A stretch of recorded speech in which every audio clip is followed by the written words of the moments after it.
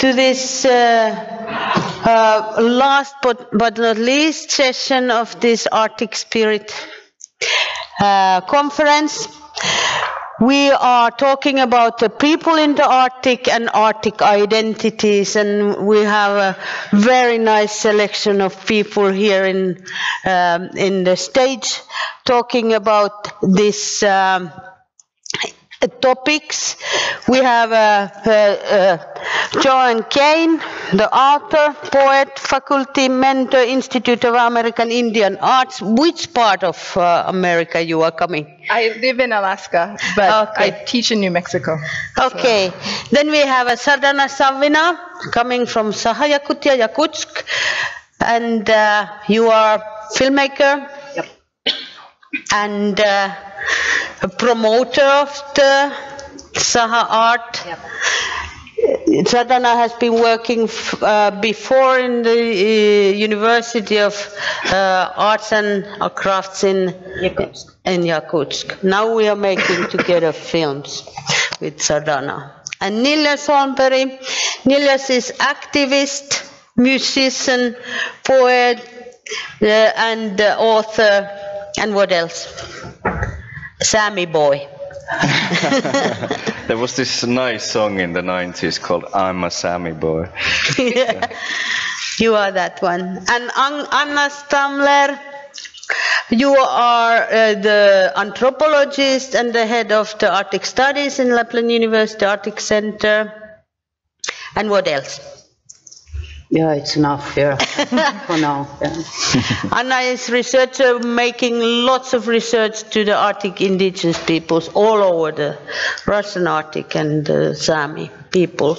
And then we have Rosa Liksom, a writer and Finnish author and artist. And what else? You have to be more. Anthropologist, also like you. And you are coming from? I come from Tornio River Valley. Okay. So I come originally from Swedish borderline. Good. On the borderline to Sweden. Are you living? Finnish side. Where are you living now? I live in Helsinki. Is it good to the Tornio girl to live in Helsinki? It is the best place to live. I really like to live in Helsinki. Okay, that's nice. So, we are talking about the Arctic identity, and my name, if I'm saying my Sámi name, my name is Retret Johanna Sareino-Liisa. And if Niillas is saying his name in Sámi name. Mun naamalla Skuvlalama Aslat Veikko Niillas. Yeah. And Skuvla Alme and Fredret, your great-grandfather, they were brothers. They were brothers in 1860s. And their mother was born in early 1810 maybe. So there is our identity coming. When I'm saying my Sámi name, I exactly know who I am. When I'm saying to other Sámi people my Sámi name, they know exactly, okay, his father is Johannes, his father is Retret, and the Retret was the was the businessman, and Skula Alma was the high civilized educator. So we are in the different, we are the same family, but they are civilized, we are economic people still. So, and Sevettjärvi is my identity. I'm coming from Sevettjärvi. I'm not Skolt-Sámi, I'm North Sámi, but still the physical place of Sevettjärvi, the water, what I'm drinking, it's my identity. I know this is me. Then there is my identity is also when the winter is now coming. It's very strange to sit like this. You are there. So when the winter is coming, I know exactly how to walk in the snow and ice. I don't have to think that, oh, there is slippy or there is so much snow or whatever. I know how to tackle with this winter or darkness or coldness. I know how to turn my face to wind when there are lots of mosquitoes. I know how to tackle with mosquitoes. I don't have to think about it. It's my identity. It's my Arctic indigenous knowledge. And then, of course, I have a very warm feeling when I see other Sámi people in their costumes. I'm thinking, oh, my people. That's my identity also. So I would love to ask them, first question is how is the Arctic identity for your life and how it's shaping your everyday life, or is it mattering, or what is your, Joan? Vanga atira Nevayuk, Uiva Murunga, Sulikaya Murunga. My Inupiat name is Nevayuk. I am called for Nevayuk. So first, in my language, as an Inupiat person, my identity is present. I live the language. My mother, she is a grandmother to my children. Even though she was punished in Alaska, in America, physically punished for speaking her language, I lived the language, she taught it to me. So that is one. And I'm not a lost speaker due to my partial fluency in English. I still have my language. I also think that I identify with my namesake. That is how we're named for the women or people that have passed away before we were born in our culture. So I'm honoring all of the the many thousands of years of my namesake's name Nevayuk. I'm also hoping that I live a life in which there will be Inupiaq children named after me someday and continue to carry on that spirit of people who have survived in the Arctic. Also, too, we have a toponym as well. I say Awiva Murunga, Sulikaya Murunga.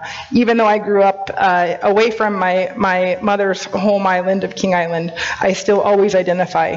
We are taught to identify with the land that our ancestors are from, because in the blink of an eye we can return there, hopefully. And so I identify with Awiva Murunga. I am a person of King Island. So those are some of the ways. But also, too, I teach at the Institute of American Indian Arts, which is the only contemporary Indigenous arts school, exclusively contemporary Indigenous arts school in the world, which is in Santa Fe. For anyone that was at the last panel, although I live in Alaska, we don't have support for Indigenous educators so much, so I travel many thousands of miles to teach there. So I work with Indigenous students every day via distance learning. Oh, so that's nice. Yeah. Okay, that's enough for now too. Thank you. Thank you. Very interesting. And the connectivity to the name and the land and the people. Sardaana. Well, introducing myself first. Yes. So my name is Sardaana Savvina. I am from Sahar Republic, which is located far northeast of Russia. So I am indigenous Sakha. I speak my native language fluently, as I was born and raised in a village called Verkhny Velus. It's in the western part of our republic, and it is well known for diamond deposits. Well, as a person who has been involved for many years as a promoter of culture and art in Yakutsk, I've been working as a head of international office at the Arctic State Institute of Culture and Art, and I've been dealing with the University of Arctic very much. And we had lots of projects together with the help of the University of Arctic, promoting Arctic art. Even we had this exhibition here in Rovaniemi. It was 4 years ago. But now I quit from the institute because I am concentrating in promoting Sakha cinema. Mm-hmm. Because the Sakha cinema is a kind of very unique thing, and which is very young. And if for example, to see the history, the age of Sakha filmmaking is only about 25 years. It started with the beginning of the 90s, when we had so-called sovereignty. It was in 1991 after collapse of the USSR, who knows. And under the decree of our first president in 1992, there was created the national company Sakha Film, which was working in producing films based on classical Sakha literature, and the main aim, of course, was reviving culture and reviving language. So, while I was starting to promote Sakha cinema, of course, it was very curious at the beginning, because nobody, even in Russia, know about the existence of Sakha film, Sakha cinema. And I remember it was 2010, Lisa, when you visited us, Arctic State Institute of Arts and Culture, and you were telling us about Skapma Gold Film Festival. I was very excited to know that there is a very nice film festival, indigenous film festival, and our first step was to send there one film. It was a documentary film made by a girl, Marina Kalinina. It was Towards the Sun, about reindeer herders. And this is how I started to work in promoting Sakha film, because there is exact interest, not only in Russia, but even abroad.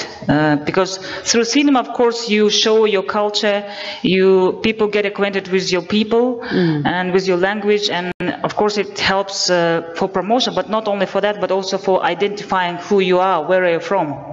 And I, by the way, presented some PowerPoint. If you're interested, I can show some pictures. Okay. We can do that quickly. We go in first around, and then you can come back to the film. And nowadays we have kind of small results in that area. For example, months ago we have been in Korea at Busan International Film Festival, which is kind of one of the biggest in Asia, and we made there a special program and focus devoted to Sakha cinema. Of course, everybody was very interested in that, and even we published a book, and I want to show this. This is first ever book about Sakha cinema. It's translated in English and in Korean, and I was one of the authors and the producer of this book. Wow. Thank you. You are so productive. Thank you. Yes, and doing lots of films. We were together in Berlin Film Festival. Yes, also presenting native section where 3 Sakha films was presented in Berlin. Yes, for the first time. So, Niillas. Well, what is your Arctic identity? Well, it's funny that you ask what's your Arctic identity instead of just asking what is your identity. Yeah, that's a discussion. What does Arctic identity mean? But it's funny that when you were speaking about your own identity, you mentioned water, because water is definitely one of the first things that pop into my head when I think about my identity. Both of my family lines have lived by the riverside of Diatnu River for as long as can be traced back. And I was brought up next to a river, side river of Diatnu River, Otsejohka. And I don't know, it somehow feels that the river everything is sort of evolving around the river. And river has always been one of the most important symbols in my artistic expression as well. I actually published a book in London, a poetry collection, a year and a half ago, and I wanted the title to be "Home is where the water goes." Wow. Unfortunately, I lost the battle to my publisher, and it was titled "The Way Back," which is boring, of course. So it's, river is very important for me. It's I feel that people inhabiting the same river, no matter what, they always share some sort of an understanding. Maybe you would agree on this. So that's important to me, and the knowledge that you and the people surrounding you make decisions in life. For example, decisions regarding the land use. They make those decisions based on the knowledge that you are in a direct interaction with your surroundings, with nature, and you are responsible of your actions to the future generations and also to the ancestors. There's also an indigenous identity, which I feel very strongly, thanks to leaders, indigenous leaders and pioneers that started working together in, I think, maybe in the 70s, if I'm not wrong, that sort of started to become very strong. 73, Sámi Parliament of Finland was created, and 1950s, the first committee writings about what we need was wrote down, so those people were very active. 30s, they were starting also working with the Finnish people. Oh, I'm not lecturing. Please do. Yeah, so that's about it. Okay, thank you. We are coming back to the water. You know, without oil we can live thousands of years, but without water we can live maybe 3-4 days. And that's fact. So, what about Anna? I think one day everybody of us has asked him or herself who I am. And like you mentioned, your belonging, your personal belonging could be connected to water, to environment, to your place. But identity, this is such a wide spectrum, and there are different criteria. For example, one of the most stable criteria of identity is food.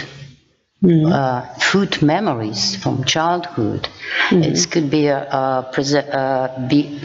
present even if the person lost the language, for example, or the whole other cultural affiliations, but still food memories are there. Identity, they are also, this is some kind of material which could be changed, maybe switched, could be hibernated, or maybe could be what? Hibernated. So one of part of our identity we can just hibernate for a while, maybe. Okay. So to revive it later, maybe in another situation, in another time. What I'm interested for is this spatial aspect. This, because the panel is titled Arctic Identity, and this is related to the space. And I teach also the course, advanced course, some years ago about identities on the move. And like identity, also space could be on the move. So it was probably no Arctic identity some years before, but now we are talking everything should be Arctic. Arctic breakfast, Arctic restaurant, Arctic, this is like an Arctic, this is a mega umbrella which covers everything, mega corporations. And it's interesting for me to think about it. What is the Arctic? And clever people like French philosophers, they say their society produces the space. So we are who produce this actually Arcticness and this Arctic identity, and it would be interesting to discuss about it. Okay. Thank you. Very good points. And Rosa Liksom, what is your Arctic identity? I was born 59 years ago on the Swedish borderline in a little village with 9 houses. and in the middle of forest. There was no bus connections or whatever to the nearest city, Rovaniemi. The nearest city, Rovaniemi, is 110 kilometers from my home village. So in my family, like in other families in that village, we had some cows, domestic animals, and also reindeers. So it was like a very common but very poor way to live. Everybody in that village were very poor. So the village lies on the lakeside also. So when I was 15 years old, so I moved from that village to go to high school in Rovaniemi here. And then when I was 18 years old, I moved first to Helsinki, then to Moscow. After that, I lived 5 years in Copenhagen. I lived in Paris, in United States, Texas, Austin, Texas, and so on. So I feel that I'm very cosmopolitan because I'm traveling all the time a lot, and although I'm living in Helsinki, but I really feel that my roots are in Lapland, and especially on the borderline. And because also because of we have this own language, meän kieli, what we speak on the Finnish side and on the Swedish side, the same language. And for me, the forest is secret. I really feel myself as a forest person, and it's because when I was a child, so we played in the forest and on the lakeside. So the lake is the other one.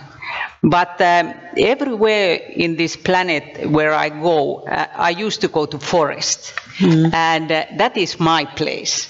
And all my life I have spent minimum one night all year long in a forest. Also today, I go with my family to Nuuksio forest for 1 or 2 nights every month through all the year.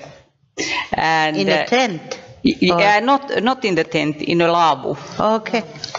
So that is there I feel really that it's my place, and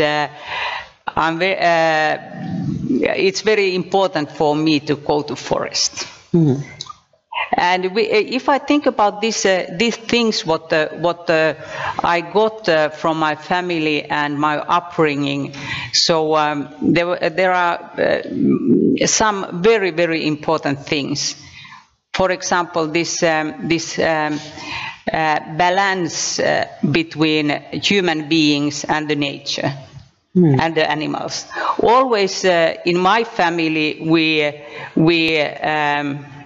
looked after this balance, because we had different kind of animals, not so many, but different kind of animals. And also my parents used to fish, and also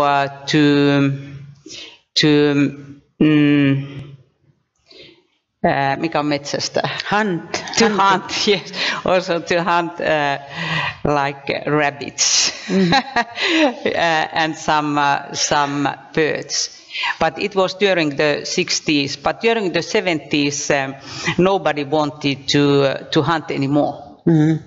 So it was a change. But anyway, the other thing is this fairness. You have to be fair in every case. So it was very important in our family. Also in that culture in this village. And one very important thing is that we have to avoid conflicts. always. It's amazing because in my family, for example, I really hate conflicts, and it's because I was raised up like that. Do you think No that's conflicts. an Arctic identity thing? Arctic thing, not having a conflict? Yeah, I think it's also with Sámi people the same, that you hate conflicts, and that's why your situation is so bad. Because it was not so popular to fight against in the old times. For example, in Sami language, there is not a word for war. There is no word for war. So, but Niillas, you know everything about conflicts and avoiding them. Come again? You know everything about the conflicts and how to avoid. I don't know about avoiding them, but I would like to know. Yeah. Why we are in a conflict now? Well. You have started to fight. That's why. Yeah. Well, I guess if I'm following you here, I guess we are in a collision of different values. We're living in a time in which our people pretty collectively have decided to sort of preserve our traditional life values, and these in very many situations are in a direct opposite from the values that are supported by the Western world, if you will, competition, individuality, and such values. So there's already a conflict there, and I think that's a root for many conflicts. Yeah. What about in Alaska? Well, I have one quick departure, which is to say, I had this conversation with other Inupiat people in Alaska, asking this value that is often imposed upon us, or not imposed, but especially in English, that word. People say, "Oh, Inupiat avoid conflict," and I say, actually, in our culture, we had conflict, but we also have traditional ways of dealing with it that are not the Western dominant cultural ways of dealing with it. So it's not that we avoided conflict; it's just that we resolved. Conflicts arise differently than they do in dominant culture, and we resolve them differently. So it appears to an outsider that's not attentive to our culture that we don't fight. Well, we're human. Of course. So, but I think it's interesting because I remember yesterday I found myself in the position of always carrying with me, and I'm interested in the idea of hibernating parts of your identity, because I never remove from me, whether it's in my physical appearance, this sort of manifestation of my race on my body. I never forget that I'm not, and I cannot pass for dominant culture.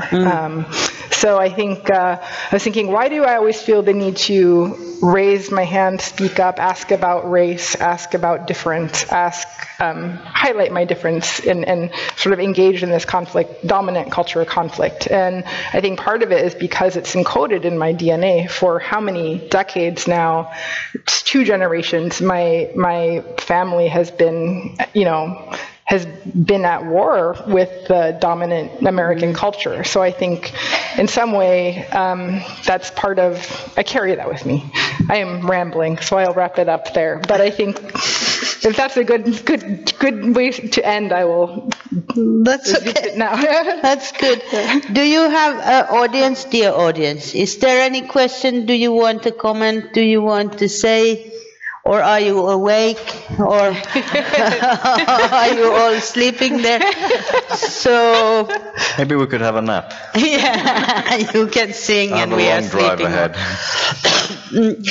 About this conflict, I'm not going deeper in this conflict because we are talking about identity, but it was very nice to hear both of you and about this, that the indigenous people, we are are dealing with the conflicts different way, and that's why people are thinking we are not conflict persons, but or peoples.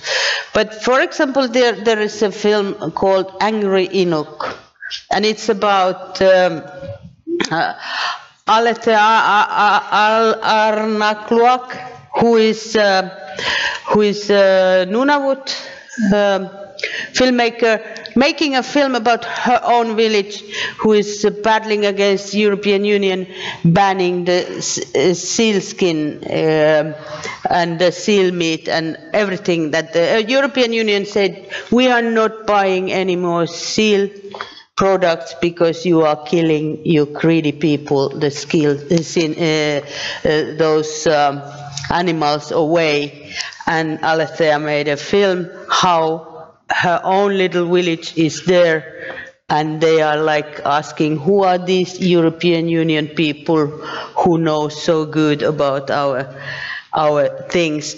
And they are not angry, but Alethea made the film name Angry Inuk because she wanted them to be angry, more angry. You should watch the film, yeah. So when I think about this question of identity,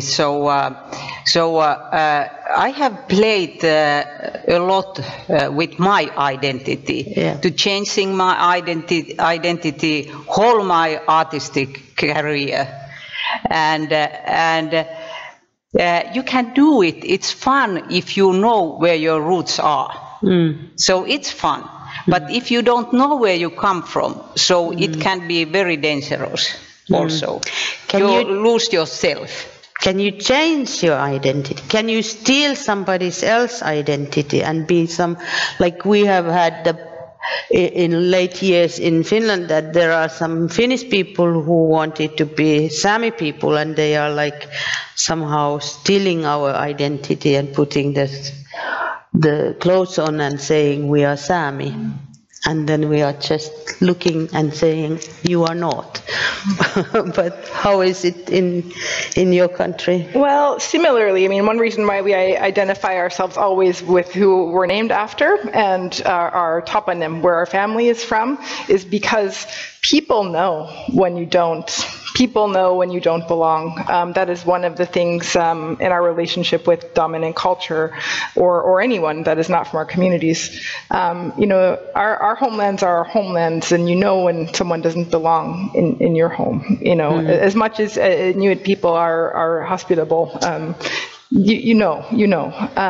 But there is something that's very common in the United States, and also compounded by the fact that every Native person is required to carry around in America a card called the Certificate of Degree of Indian Blood, which we're the only, as far as I know, we're the only race of people on the face of the earth who are required to tell our blood quantum. You know what, and required to have this card with us. My children have to have it. You know, things like that, and it lists exactly what percent you are.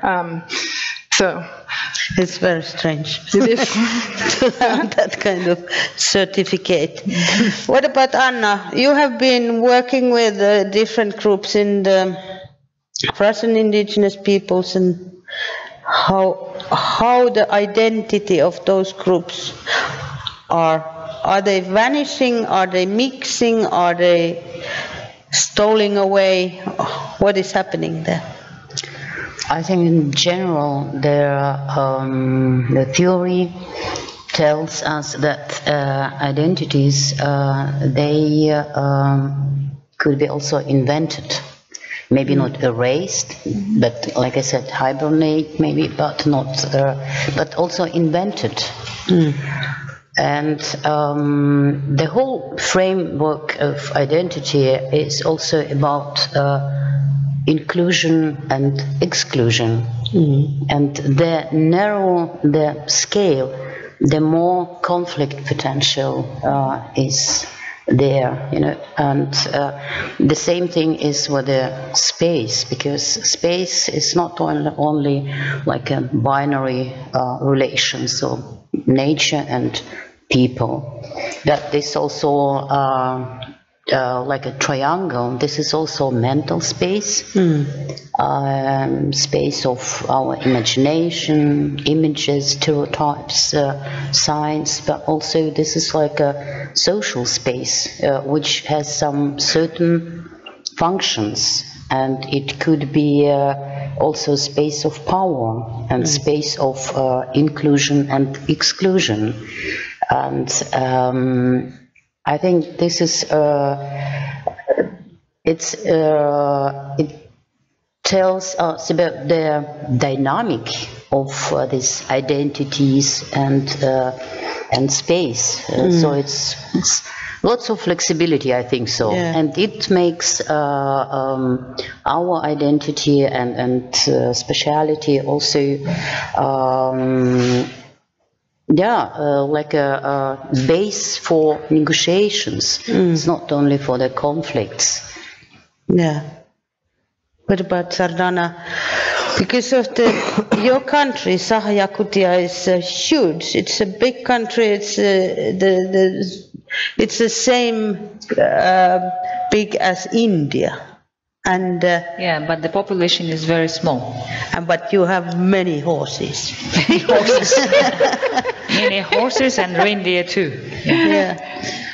So, for example, if I was asked this question, are you having this Arctic identity a couple of years ago, I would say that I would just answer, what is Arctic identity? Because the thing is that when, for example, I was a kid, I remember every morning when my mother was waking me up in a village and it was very cold and you need to go to school, and there was a radio forecasting what the weather is in Yakutsk or in a village and up in the north, and I was thinking and imagining how far is the north, I mean the Arctic, though I was living in this remote Sakha village which is in the north, but I was not defining that time and even recently as an Arctic person, you know. And as for the question of self-identification, from my point of view, it was strongly announced from 19th again, when we had this so-called sovereignty period. It was around a decade to my mind, or even a bit more, with our first president, Mikhail Nikolaev. I think, by the way, many Finnish authorities know him very well because he was one of those who was here in Rovaniemi with Rovaniemi process. Started. And that time was really unique time because I was teenager at that period of time and I was graduating from school, and I remember how was actively, I mean, people living in our republic starting to recognize themselves real Sakha people. There was a real kind of revival of culture and language. Even I remember my mother saw me traditional clothes, which was unusual for that period of time. And I was wearing that coat, going to school and back, and everybody was like, wow, Sardaana is wearing traditional coat, which is kind of very unusual thing for that time. But it was in the history. And, how did you feel? I was very proud, And also since that time, of course, authorities, with the head of Mikhail Nikolaev, they started to develop or support these cultural things, like theater, art, and the cinema also occurred, of course, because it gives the locals the feeling that they are belonging to exact native culture, Sakha culture, which was not possible during, for example, Soviet time. And of course, the results we can see right now, because nowadays we can say that we have very strong theater, art, and the cinema, which is also developing. And I hope that in... What about the language? Language, the same. Because language, yes, of course, also developing, but there are still some problems, especially in... when they are speaking the Sakha language, it sounds like they are very angry all the time. Sakha language belongs to Turkic group of languages and has roots from Altaic language tree. And language situation is quite, I can say that quite difficult nowadays, because there aren't many access to schools on native language. still in Yakuts even. For example, my kids who are coming with me to the conference, they are not so fluent in native language for OPD because we didn't have an access to kindergarten and a school with Yakutian language. But I think situation will change because authorities understand that there is a big demand because of this migration from rural area to city. Yeah. What about Niillas? Can you think to writing music or poem from the point of view of the Finnish love story or something? Finnish love story. Because everything you are writing, it's very personal and it's coming from the nature or your Sámi identity. Yeah, well, this somehow relates to what you were just talking about, language. When we talk about identity, of course, language plays an important role in that, because languages are worldviews. Basically, they mirror our worldviews. And also, it seems like for many people who struggle with their traditional language, that struggle can be part of one's identity as well, I believe. What about Rosa? You have been writing also in some other languages than Finnish. For example, my newest novel is written by meänkieli. Yeah. It's this Tornio river dialect. We call it here, but in Sweden they call it meänkieli. So the whole book is written by meänkieli, and it's totally different way to look the world than ordinary Finnish language. So when I have also written before with meänkieli since I began. Have you noticed you are writing different story when you are? Of course, it's different story. It's totally different story when I use meänkieli. And the way of thinking is totally different. I really love it, this meänkieli. It's the best language in the world. It's fantastic.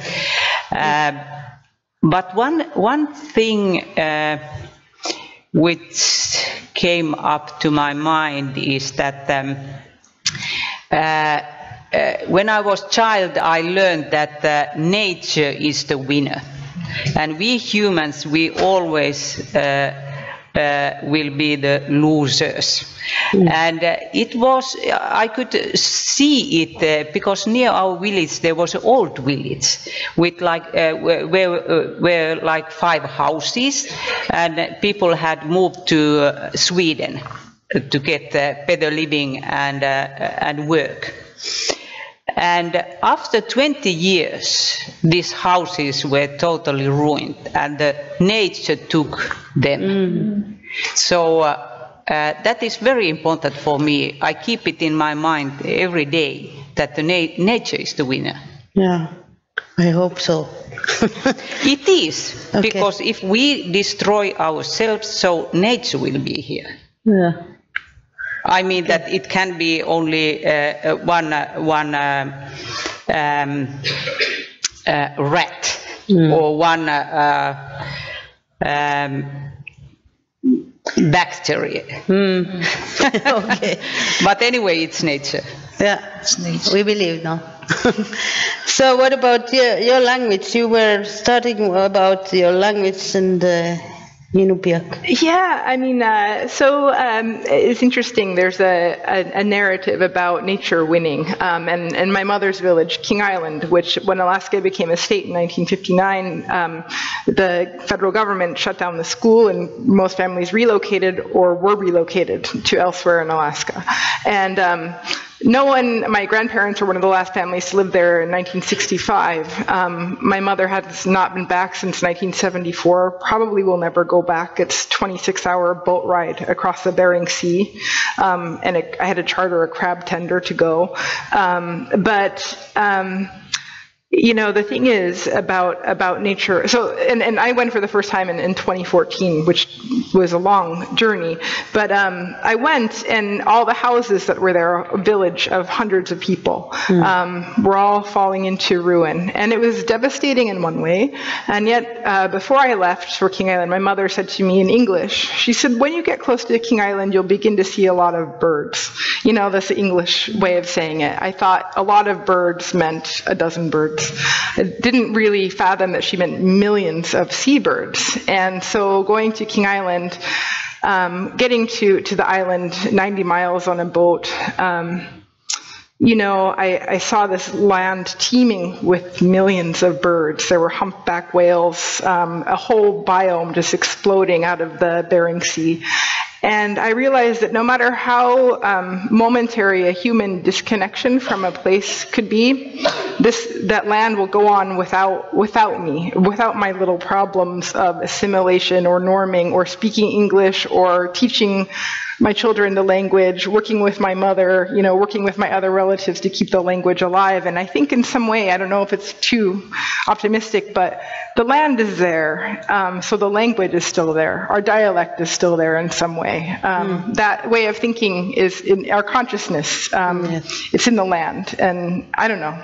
Yeah. It's too poetic. No, it's not. It is very beautiful thing, and it's like it's giving hope in the way. But I guess my question is that, you know, for people that come to the Arctic, right, or come to our homelands, why is it that they don't feel the same, you know, responsibility? Or, I mean, I know the whys are complicated in many, but, you know, other people that are not from indigenous cultures are not closely tied to place. They don't have the same obligation, right, in some way. They can have more freedom to construct or inhabit identities, hibernate identities, more than I perceive, or maybe that I'm led to perceive that I have. I don't know, there's something there. What do you say, Niillas? Why? Why this is the answer is the answer is because they are coming and then they are working and they are going away. So this is or they are thinking so that they are coming and then they are going away some point. And always people who are coming to Samiland, they are saying that it's very difficult to root there because they are always thinking of this Seinäjoki or wherever they are coming, so that they are someday going away, or the home is there, and this is something. Yeah, it's I mean, it's impossible for a person with very strict connections and sort of. For a person who realizes and acknowledges the connection to the land, to explain what that means to a person who necessarily doesn't have a connection to any land. It's impossible to explain that, and when a person visits an area and doesn't have a connection to that land, there's not the sort of automatic feeling of responsibility is not there. And I also always like to say that tourism, not only in Sápmi but everywhere in the world, seems to bring the worst sides of all nations visible, because there is this illusion of freedom and not being responsible for your actions. It's very interesting. If you're going back to is there any questions? There is one. Diane?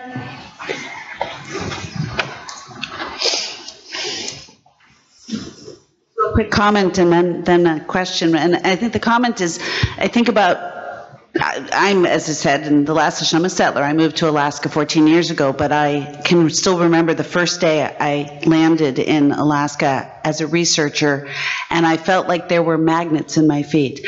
Now, I come from people, you know, we say we wandered in the desert for 5,000 years. And so, I mean, I don't come from a place because my family immigrated to the U.S., and before that, they were forced out of homelands for years.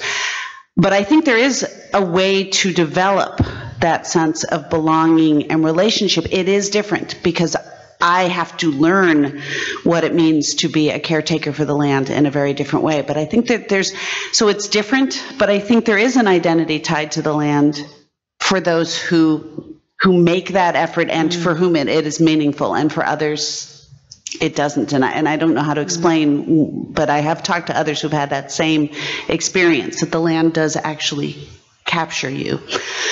But I'm thinking also about the knowledge that as Indigenous peoples in the North you have, and there's an interesting challenge because the knowledge is something that comes with your language, with your culture, and we're talking about the importance of Indigenous knowledge in our education, and yet there's knowledge that needs to be kept.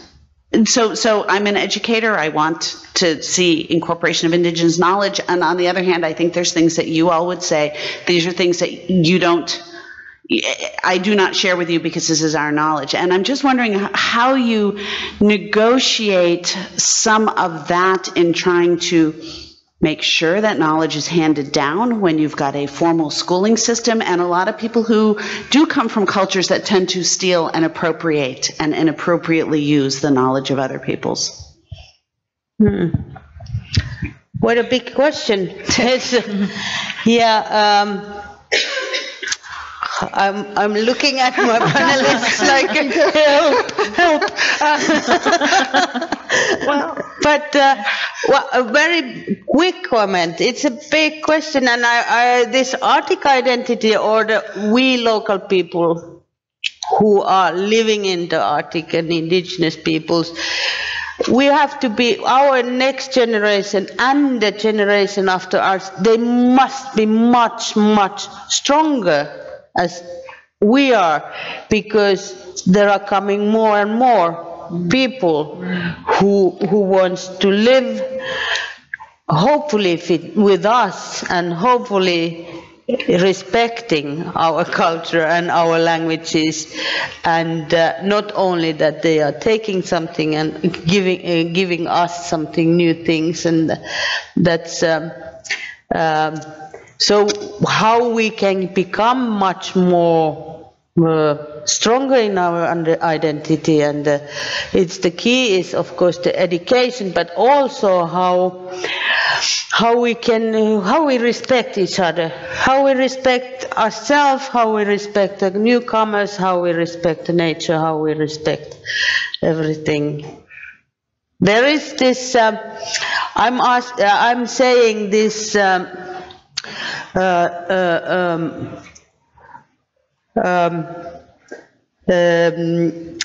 when the Finnish woman is coming to the Sámi land, she's going this kind of curve, and we are calling it like Finnish woman curve, because when she's coming, first she's very happy and thinking, oh, wonderful, I'm here. These people, Sámi, everything, I'm teaching to make all those handicrafts, food, I'm killing the reindeer with my teeth, I'm doing everything what they want, and they are very happy, sort of like, and very big assets to us.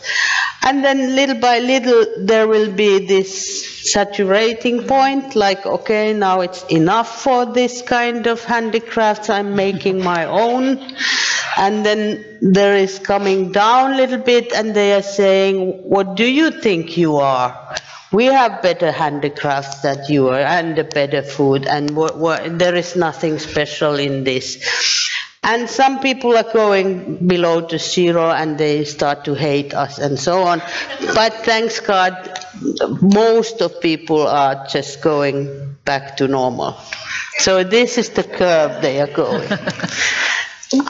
Okay. Well, related to that a little bit is I don't know how much of it is imposed again, or how much of this is something that Indigenous people or people from a particular region buy into and perpetuate. But, there's a myth that Indigenous cultures aren't adaptive and don't grow and aren't dynamic, right? That somehow Indigenous identity it's historicized and in the past. And, you know, I mean, the reality is we're all here together right now. I mean, we are informing each other's identity and culture, whether or not, I mean, some people might be more resistant, you know, but I mean, we're in this together, and we're shaping, you know, we are sharing this, and we take something from each other. We give something as well. So, I don't know. So, Rosa. Yes. My family and have lived here for generations and generations in Lapland, but on the borderline. And my grandparents were also rain keepers, and my parents were rain keepers. But we are not Sámi people. We never thought we are Sámi people, but we are mixed, because these people living on the Tornio river bank, we are really mixed with French blood, with German blood, with Belgian blood, with Russian blood, because there were so many people from these countries coming up Tornio River to meet Sámi people, and the women get pregnant during decades.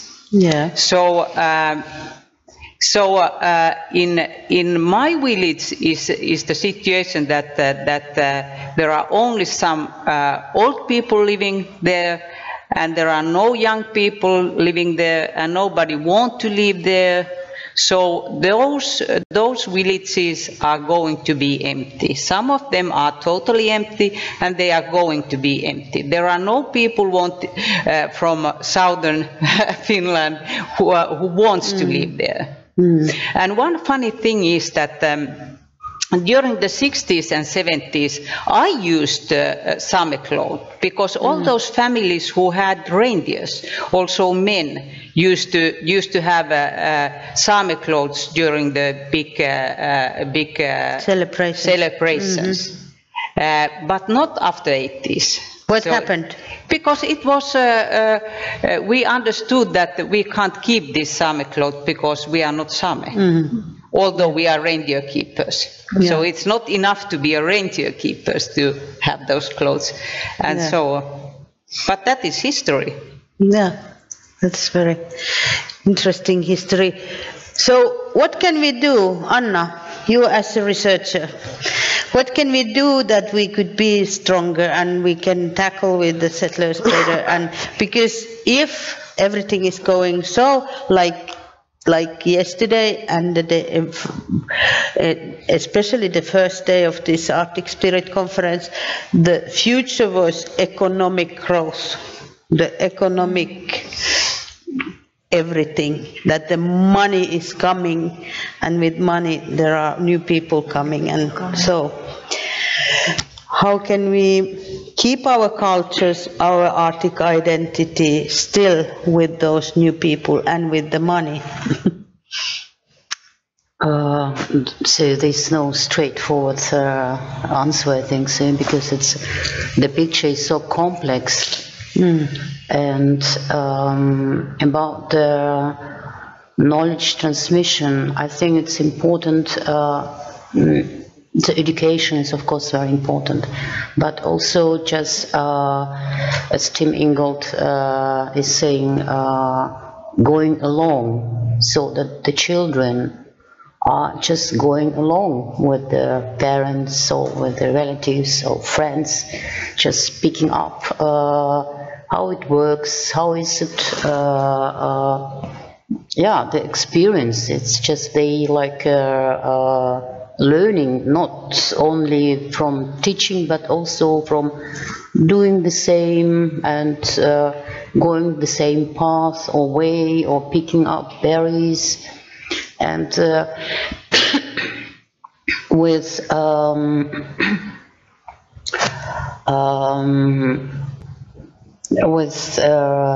the space, with the Arctic and with the North, I think it's very important that the nature, this is so so dominant here, so powerful, like you said, it's taking everything. And in Iceland, I saw one poster, and it was pretty much a strong message: respect the nature, but don't. But there's no guarantee it will respect your back. So this is like the rules here, and there are some rules which are dictated by the nature. But if those people who are coming, they are respecting the nature, or our governments are not respecting the nature. When it comes to respecting the nature and sort of among indigenous peoples, we talk a lot about decolonizing ourselves, decolonization, which is it's a big thing to talk shortly about, but it's sort of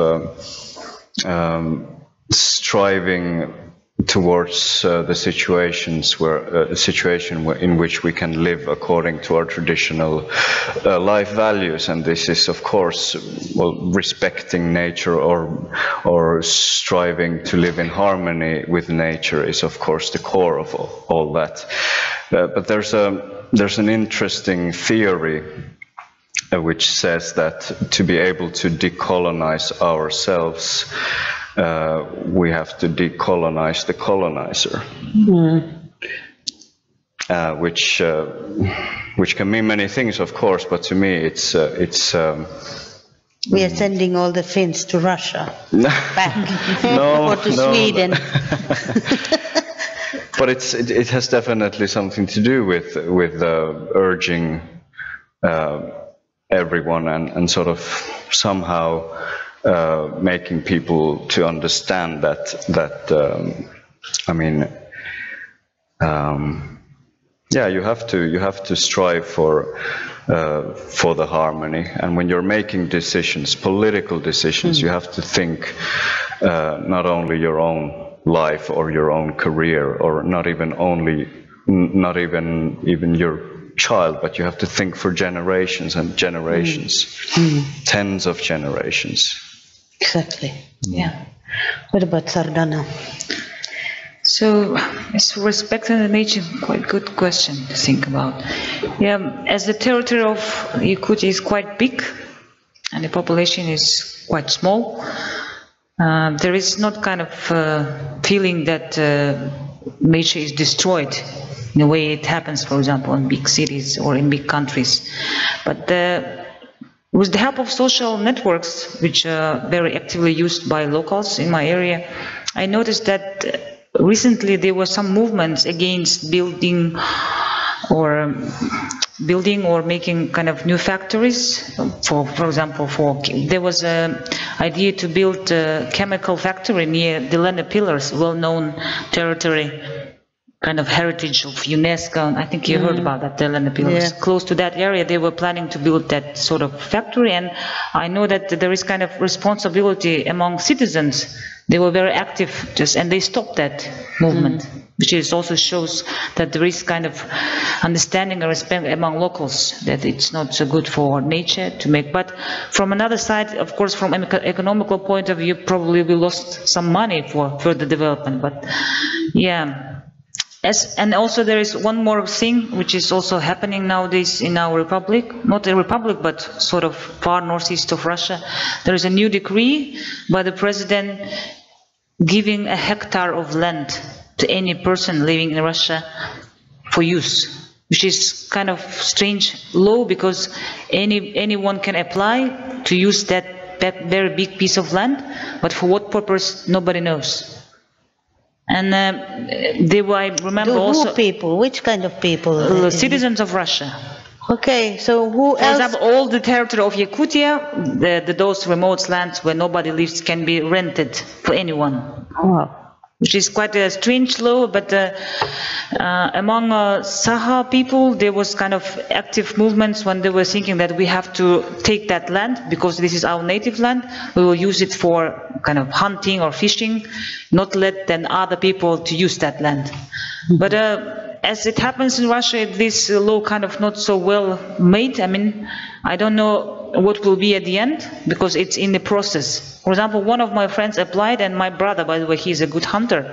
He applied for rental, for one person can apply for 1 hectare. It means if you have a family of 5 people, you can apply for 5 hectares of land to use for some period of time. And then, for example, if you're doing it very well, you can have it your own, which is also very strange. I don't know what will be, but he applied and he's waiting for some approval of those documents to use that land for hunting. That's for my brother. But then, for example, after that, when he will grow up older, what will be with this land? Whether would be allowed to give it to his kids, for example, or grandsons and grandchildren, which is, so I don't know what will be with this law, but also it shows, I mean, the attitude to nature, how you respect that. Yeah, but you are very strong people, Saha people. Like you have a very strong identity as Yakutian, Saha Yakutian people. So, what about you? The identity and the generations, how can we keep it? And do we have to keep it? Well, I mean, there's the other thing, you know, identity is like a narrative or a poem or a film in some way. You're not always in control over what materials you have to use, right? Yeah.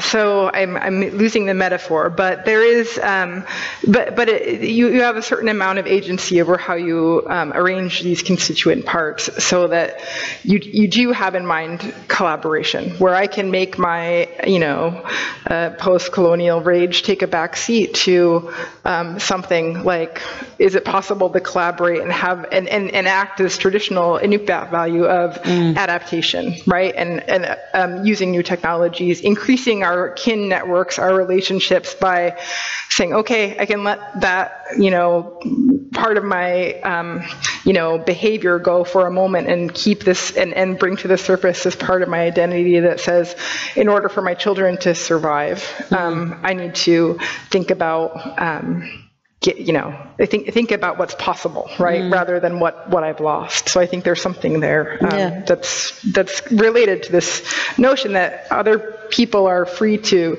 define themselves as Arctic depending on how their proximity to a line on a map, right, rather than values that are, I think, encoded or shared or at least recognized across people of the Arctic, not in the Arctic, but of the Arctic. That's very important. To me, to keep the strong Arctic identity, to me means that we need political power and we need money. That's the key issues. If we are just struggling if I'm sitting in Sevettijärvi and I don't have any political power in Helsinki or in Brussels or in UN in New York, so I'm lost. I need my representatives in Helsinki and Brussels and at least in New York, and to somebody who is telling the political people that what is happening in our country. And the other thing is that I'm economist, and without money we are lost. If we don't have resources, if we have a half cup of rice, it's not enough for us, but it's something, and that's the way they are treating us, that they are saying, but you have, why are you so whiny, because you have already some education of the language. But I'm saying we don't have the education to all Sámi people. And they are asking, why do you want all Sámi people the education? What a stupid question. So it's, you need money, and it's not so much money we need, but it's money, it's resources. So, and then we can lean on to the future, and we know that there will be a good country. Also, I'm always thinking why it's so difficult to recognize our power and that we can be useful also to developing these Arctic areas, that we are not only those who are burdened, who are crying somewhere and who are problem making. Why can't we be seen as a big benefit for this area, because we know the best of the ice and snow and the history and how cope here and how to live here in the. I was one summer in Taimur Peninsula, 10 days with the reindeer herders. We were traveling there with the reindeer and then changing the place and making teepees and going.